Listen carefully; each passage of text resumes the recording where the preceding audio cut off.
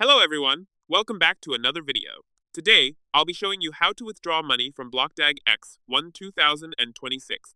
If you're trying to withdraw money, especially your BDAC tokens, it's important to know that withdrawals are not available at the moment.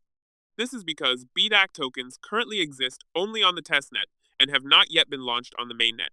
Until the mainnet goes live, these tokens will remain non-transferable, which means you won't be able to withdraw or transfer them. For now, the best thing you can do is complete your KYC inside the app. Make sure you provide all your personal details and submit the required identification documents. Completing KYC is essential so that you're fully prepared once withdrawals are officially enabled. You should also continue daily mining and staying active on the app. Log in every day and activate your mining session every 24 hours to accumulate as many tokens as possible.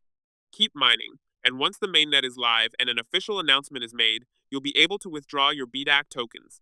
If you found this video helpful, don't forget to like and subscribe. Thanks for watching!